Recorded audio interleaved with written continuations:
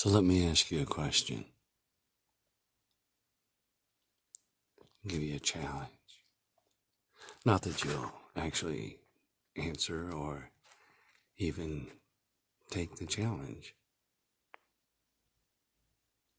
Most people don't like to experiment, like to just keep things comfortable. But if you can take the challenge, I'd like you to ask yourself, is it possible that you could be wrong about anything? I mean, everybody says we've made mistakes, we've done things wrong or misguessed or thought something out of place perhaps. But I'm asking you, first ask yourself, and before you even answer, make it more interesting and get a mirror. This is the challenge. Not that you'll do it,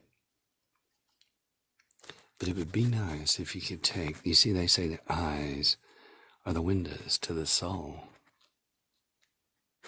And so I would ask you not to look at me or someone else, your brother, your neighbor, your family, whatever, but look at yourself. Look at yourself. If the eyes are the windows to the soul, do some soul searching, self-examination, and take the challenge. Ask yourself, could you be wrong about anything? I'm not saying you're wrong about everything, but the question is, well, could you be wrong about anything?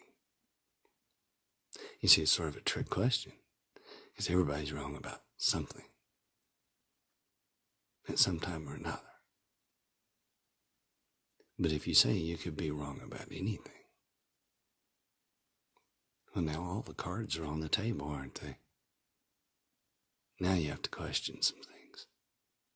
So look in the mirror and ask yourself, well, could you be wrong?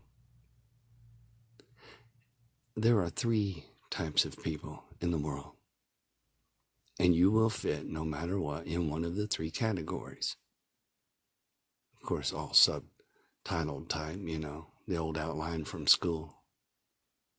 But the 3 major lines would be atheistic, those who believe there is no God. And those of you that believe that way, maybe perhaps a Big Bang concept, evolution, I don't know, speck of dust flying in the wind. You were here by sheer accident. Your existence itself, if you're an atheist, your belief system would say that merely mankind was just another bump in the evolutionary burp of the earth. And so therefore your existence altogether is really meaningless. There's not a lot I can do for you. So look in the mirror and ask yourself, could you be wrong about that? What if? What if? Then there are those who are believers of God, that there is a creation, that we are a part of that creation. And many, many categories come off of that. Protestant and Catholic, Muslim and Jew, Hindu and Buddhist, and on and on. Many, many kinds of different belief systems as far as a God or creator. Then you have those that are on the fence. They fall into the category of agnostic, where they believe that maybe there's a God and maybe there's not. So they really don't know. No experience to lead them one way or the other. So if you're in that agnostic, you're just basically on the fence. You're not saying there isn't a God, but you're not saying there is, because you don't know. So therefore right there in that concept, you could be wrong about something. The question was, could you be wrong about anything? And if you could be wrong about anything, well, you have to wonder, maybe. So those of you who are on the fence ultimately will fall in one of the 2 categories eventually. You see, everybody knows that we're going to die. And at that death, that point, well, you're going to know if there was a God or not. There won't be nobody on the fence at that point. You'll be on one side or the other. You'll either be right or wrong. Ultimately, maybe you'll just be done. But if there is a God, now the question is, well, which God is it? There are some that would say that, well, I believe that we're a part of a simulation. Well, if that's the case, then you're still created, aren't you? An image of some sort of computer program, perhaps. And if you're a part of that, well, maybe some 12-year-old in the basement is your God because he's created us in this video game called life. What if you're wrong? What if? What if it is a creator God who is a God of love, as we hear? Here's the question. Remember, you're supposed to have a mirror. So I'm going to ask you to look in the mirror. Ask yourself, while you're looking in there, if God is a God of love,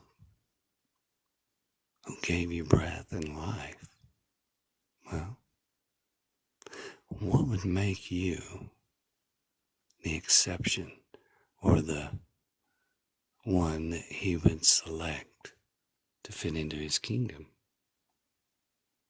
Because if he's a God of love and you can't love your brother or your sister or your neighbor, mankind, fellow man, because you have hatred in your heart, how do you fit in? If there is a judgment at the end of all of this, are you going to be in the balances? And when it's all balanced out, the good versus the bad, or good versus evil, or that kind of thing, will you be left found wanting in the balance? Why would God, in his magnificent love, want you in that spirit realm into his kingdom if you're full of hatred? Then there's those people who say they love God. Oh, yeah. And they love their fellow man, so they say. And many of them really will talk bad about one another. Or they hate a certain organization. Or they hate a certain kind of class. And love is really just a word they use to hide the truth of the matter, that in reality they're full of lies and deceit. They say one thing and do another, or say one thing and think another. And if you lie, well, if God is a righteous God, holy and true, then he cannot lie. If God cannot lie, why would he want you as a part of his kingdom? And think about this. If we don't make it into that kingdom when it's all done and said, again, going on the assumption that maybe you're not wrong about it, or maybe you are, whichever the case may be, only you will know that as you look in your eyes into the mirror. Not that you will actually take that challenge, because the majority of people are too shallow to take time to do any kind of experimenting or whatever. You know what I mean? Nobody really wants to know the truth. So how do you think you're going to make it in? How will you fare in the end?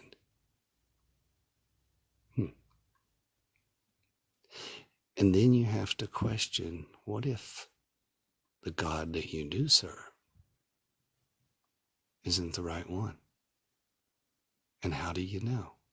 You see, when we're following something that we think is the truth, and we find out that maybe we were wrong, unless somebody shows us, or somehow we stumble across an epiphany moment that shows us the truth, well,